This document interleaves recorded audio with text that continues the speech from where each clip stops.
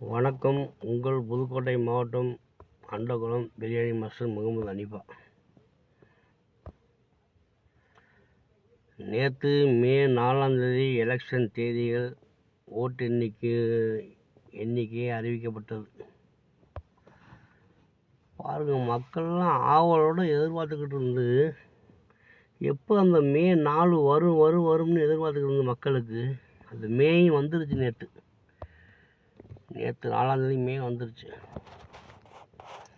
பாருங்கள், மக்கள்லாம் காலையில் 7 மணிக்கே டிவியை போட்டு உட்காந்துட்டாங்க. ஆனால் 8 மணிக்கு தான் ஓட்டு என்றது. 7 மணிக்கு டிவியை போட்டு உட்காந்துட்டாங்க. சந்தோஷம். தமிழக வெற்றி கழகத்தின் டிவிக்கு அண்ணன் விஜய் அவர்கள் முதலமைச்சரானதுக்கு தமிழக மக்கள் சார்பாகவும் ஒரு சாதாரண சாமானியன் என்னோட சார்பாகவும் நன்றியினை தெரிவித்துக் கொள்கிறேன்.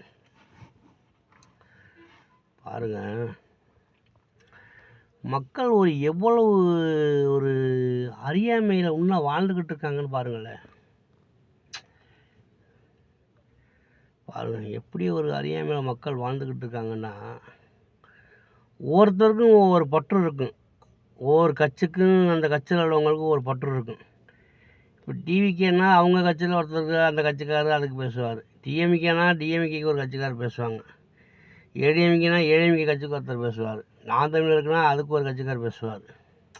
இப்படி ஒவ்வொரு கட்சிக்கும் ஒவ்வொரு தொண்டர்கள் இருப்பாங்க. அது மாதிரி டிஎம்கேல 26, 27 ஆண்டுகளாக பயணிக்கிற நான் ஒரு தொண்டன். கஜா புயல் வரையிலங்க, கஜா புயல் அடித்து தமிழகத்தில் இருந்த மரம் மட்டும் எல்லாத்தையும் காலி விட்டு போச்சு. அப்போ நம்ம அம்மா ஜெயலலிதா அம்மா இறந்து போன புதுசில் எடப்பாடியாக இருந்தார். ஆட்சியில் அமர வச்சுட்டு போனாங்க. மக்களுக்கு 10,000 ரூபா பணம், தார்பாய் ஈர்ப்பாய் எல்லாமே கொடுத்தாரு. வாங்கிட்டாங்க. நல்லது கெட்டதெல்லாம் பொங்கலுக்கு 2,000, 3,000 அப்படின்னு பணம்லாம் கொடுத்தாரு. கஜா புயல் வந்தப்போ எடப்பாடி ஐயா கொடுத்தாரு. மக்கள் வாங்கிக்கிட்டு அவருக்கும் துரோகம் பண்ணாலியா, ஓட்டு போடலை. ஒன்று வாங்கிட்டாங்க, வேணான்னு சொல்ல முடியாது, கை நீட்டி வாங்கிட்டாங்க. வாங்கினாக்கா அவரை ஜெயிக்க வைக்காமல் திரும்ப அவரையும் தோக்கடிச்சிட்டிங்க. நல்லது பண்ணார் எடப்பாடி, பண்ணார் ஏடிஎம்கேல. அதே மாதிரிங்க நம்ம முதல்வர் ஸ்டாலின் பார்த்திங்கன்னா ஒவ்வொரு மக்களுக்கும் 5,000 ரூபா 3-4 மாதத்துக்கு முன்னாடியே போட்டுவிட்டார். 5,000 ரூபா 3-4 மாதத்துக்கு போட்டுவிட்டார். அதை வாங்கிட்டு மக்கள் என்ன சொல்கிறாங்க, எங்கே பணம் அப்படின்னு சொல்கிறாங்க. ஏங்க, யார் ஆட்சிக்கு வந்து ஜெயித்தாலும் உங்கள் பணத்தை தாங்க எடுத்து கொடுப்பாங்க, அவங்க பணத்தை கொடுக்க மாட்டாங்க. யார் ஆட்சிக்கு வந்து ஜெயித்தாலும் உங்கள் பணத்தை தான் எடுத்து கொடுப்பாங்க. இது ஒரு சேமிப்பு அக்கௌண்ட். நீங்கள் பேங்கில் பணம் போட்டு வைக்கிறீங்க, 2 நாள் சென்று போய் எடுக்கிறீங்க, உங்கள் பணம் தாங்க. அவங்க பேங்கில் இருந்த பணத்தை உங்களுக்கு எடுத்து கொடுக்க போகிறதில்ல. அது மாதிரி நன்றியற்ற உலகங்கிறத எல்லோரும் தெரிஞ்சுக்கிட்டோம். 5,000 ரூபா 4 மாதத்துக்கு முன்னாடி போட்டு விட்டார். பொங்கலுக்கு 2,000 பணம் கொடுத்தாரு. எல்லாத்தையும் மனதார வாங்கிட்டு நாங்கள் பணத்தை வாங்கிக்கிடுவோம், ஆனால் ஓட்டு போட மாட்டோம். இது எவ்வளோ பெரிய ஒரு வஞ்சகம் தெரியுமா?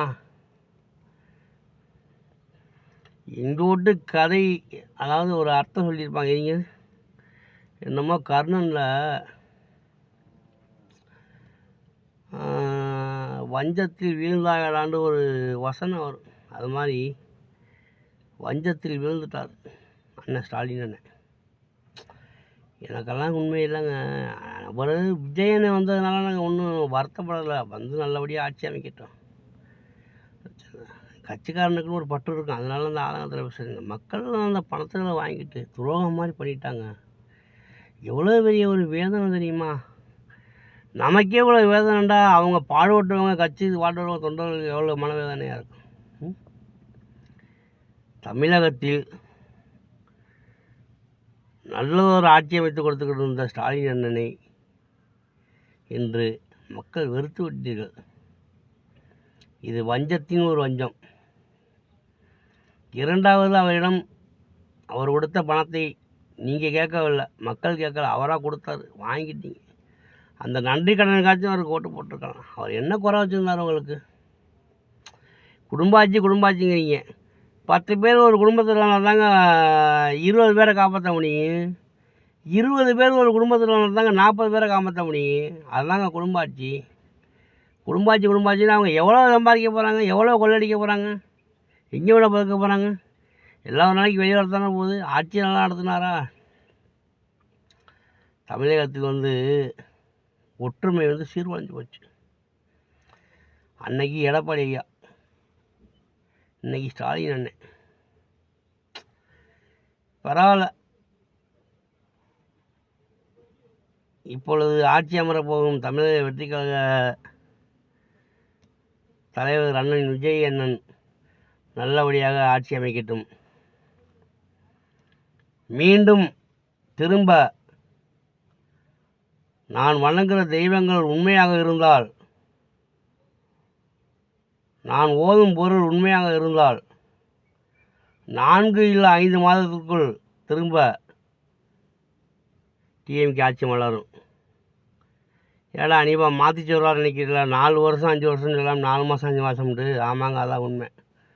4 மாதம் 5 மாதத்துக்குள் திரும்ப ஆட்சி மலரும். டிஎம்கே ஆட்சி மலரும். திரும்ப மக்கள் பணியில் நல்லதை செய்வார். அவங்க அப்பா அம்மையன் 2 பேரும் பாடுபட்டாங்க. பெரிய ஒரு துரோகம், அவருக்கு இழைச்ச துரோகத்தை என்னால் மறக்கவே முடியல. சாப்பிட கூட இல்லை. திட்டுங்க, யார் வேணாலும் திட்டுங்க. ஏன்னா இதுவரை யாரும் திட்டின விட என் மொத்த பார்த்தாலும் திட்ட மாட்டாங்க.